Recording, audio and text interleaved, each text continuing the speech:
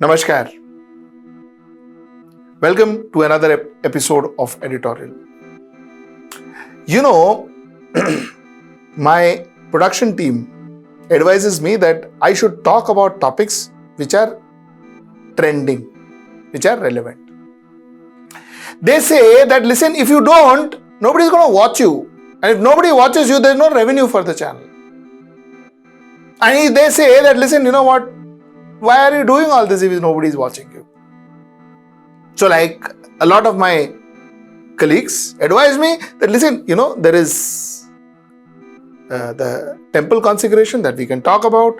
There is Rahul Gandhi's Bharat Jodo Nyay Yatra that we can talk about. Or there is 2024 elections that we can talk about. So many topics to talk about, all trending, all fetching you viewers. But you know what? My editor was not meant just to fetch large number of viewers. I am not a professional journalist, so I am not used to huge numbers and all watching me and all that. That was never my objective. My objective was to talk subjects to pick up topics that made sense to India and that made a difference to Indian life. And I am going to talk about one such topic today. And that is Annual Status of Education Report. This report could change the future of our country. And that's what I'm going to talk to you about today. Let's get right into the show. So, Annual Status Education Report 2023 is done by an agency called Pratham. It's a very reputable agency, and this report is done very thoroughly based on a little of research that I have done in my past, and I can tell you that this research is a thorough research according to my opinion. This is my opinion. It's a thorough research. And this research has been done reaching 34,745 youth in the age group of 14 to 18 years. And it's done in 28 districts across 26 states. A fairly good sample size to draw conclusion. Now, this research has thrown up a lot of questions. Questions that we need to answer. Questions that we need to ask ourselves. Now, let me first take you through the research, the basics of the research, and then let's talk about the deeper issues that is related to, that this research has actually thrown up. Not related to this research, but the research has actually thrown up. Now, let us understand what the report says. The report says that 86.8% of kids between the age group of 14 to 18 year old are enrolled in an educational institution. There is a small gender gap in enrollment. So it is not that only males are enrolled and females are not. Aisa nahi hai. There is a small gender gap, but notably there is a difference which is visible by age. Older youth are more likely to be not enrolled. The percentage of youth not enrolled is 3.9% for 14-year-old and 32.6% for 18-year-old. This is to a large extent what we are trying to say here is that somewhere down the line after 14 to 18, kids drop out of school. They are not enrolled in school. So there is a huge dropout between 14 and 18, which means that a 14-year-old, 8th standard rather, 7th, 8th standard to 18. 18 would be first year, second year pre-degree. So it will be 12th standard. So from 14 to 18, 14 years, the dropout is 3.2%, but the not enrolled, that is dropout, is 3.2%, but 18 years, the dropout, that is not enrolled, is 32.6%. So people drop out after maybe 8th, 9th, 10th standard. So that's what this says. Most of the young people in this group were enrolled in art, humanities streams. Arts and humanities stream. In standard 11th or higher, more than half are enrolled in arts and humanities stream, that is 55.7%, followed by STEM 31%, commerce 9.4%, females are less likely to be enrolled in the STEM stream, 28.1%, than males, that is 36.3%. Now, STEM stands for Science, Technology, Engineering and Mathematics. So, Science, Technology and Engineering and Mathematics, and it is obvious too that the percentage of people enrolled for Science, Technology, Engineering and Mathematics is lesser, and also the fact that women enrolled in STEM is lesser than male. The percentage is not very large, but yes, women enrolled in STEM is lesser than males. Now that's point number 3. Point number 4 is only 5.6% of the surveyed youth report taking vocational training or other related courses currently. Higher percentage of male, that is 40.3% of male, and only 28% of females report doing work other than household work for at least 15 days during the preceding month, which means that males tend to do parallel work either way, work in some part-time jobs or whatever, and females normally, other than household work, females may not be taking up a job while studying. This is what the report says broadly. Now let's come to a few shocking details which we need to discuss. Point number 1 is about 25% of this age group still cannot read a standard 2 level text fluently in their regional language. What age? 14 to 18. But like I said, starting 8th standard to 12th standard. 8th standard to 12th standard cannot fluently read standard 2 level regional language text. Point number 1. More than half struggle with division, that is 3-digit by 1-digit problems. 3-digit by 1-digit problem. They struggle with division. Only 43% of 14 to 18-year-old are able to do such problems correctly. The skill is usually expected in standard 2nd or 3rd or 4th. So, 1st, 2nd, 3rd, 4th ka sums, only 43%, more than half couldn't do it. More than half of kids couldn't solve a 1st standard, 2nd standard, 3rd standard problem. That is what it says. A little over half can read a sentence in English, that is 57.3% can read a sentence in English. Of those who can read sentence in English, almost 3/4 can tell their meanings. That is 73% can read and understand the meaning. The balance can read it but cannot understand the meaning. Across enrollment categories, females 76% do better than males 70% in reading a standard 2 level text in their regional language. In contrast, male do better than their female counterparts in arithmetic and English reading. Now, regional reading, females are better than males, and in English and arithmetics, males are better than females. So that's what the survey says.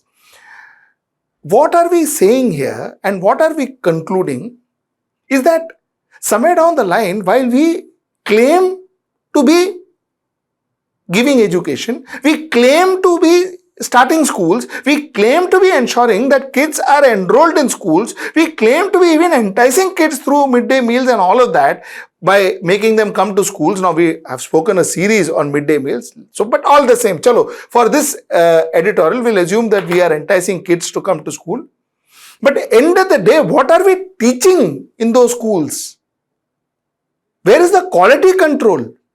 So, are we therefore saying that we are starting schools, we are enrolling kids just to show that our numbers are looking good? Is that what is finally coming to?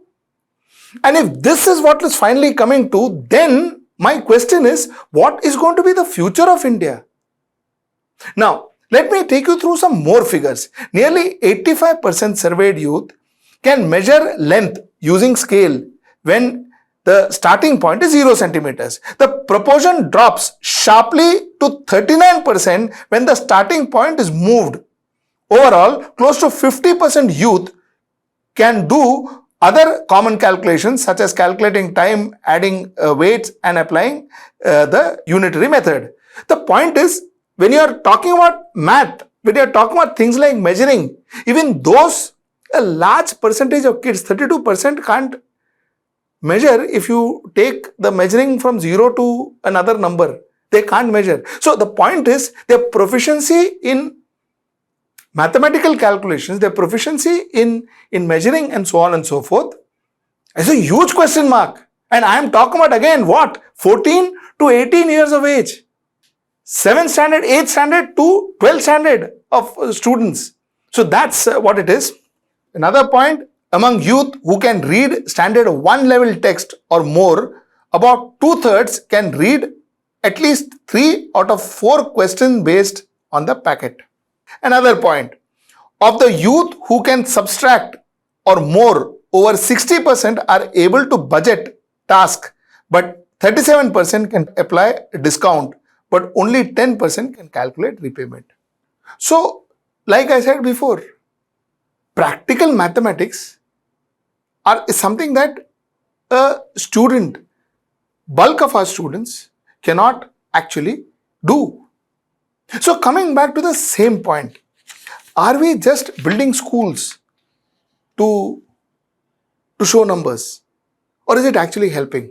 See, the reason why this becomes very important is because today we call ourselves, we are very relevant in the globe. Forget what we call ourselves. Let's not politicize this. Let's put politics aside. See, we are very relevant as far as the globe is concerned. One of the reasons why we are relevant in the globe is because of our CEOs and our leaders, our corporate leaders, not political leaders. Let me be clear, our corporate leaders.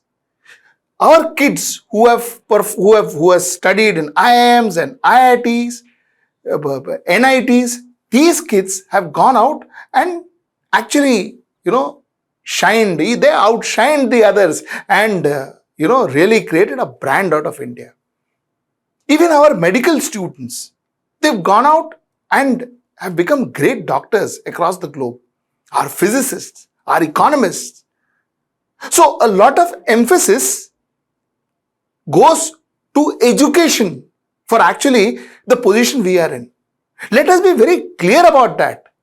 It is not because of any event that we do or any gala dinners that we host. Uske liye sab nahi hai. It is because our people, our professionals have gone and they have really performed well across the globe. And that's what makes us what we are today. The issue here is this report, and this report has to be taken seriously. If our 12th standard student cannot read a 3rd standard textbook, we have a problem in hand. Because it's not just the quantity, it is also the quality that you need to talk about. How many checks are we doing? Checks and balances are we doing? How many checks and balances we are doing where we are going and checking schools, where we are going and checking classrooms and finding out what exactly is happening inside classrooms? I have seen a few AAP leaders do that, by the way. Except for that, I have not seen any other leaders, any other political parties trying to give impetus to schools. I have seen political parties going into school saying that there should be hijab or there should be whatever, that saffron scarf and all that. All that I have seen.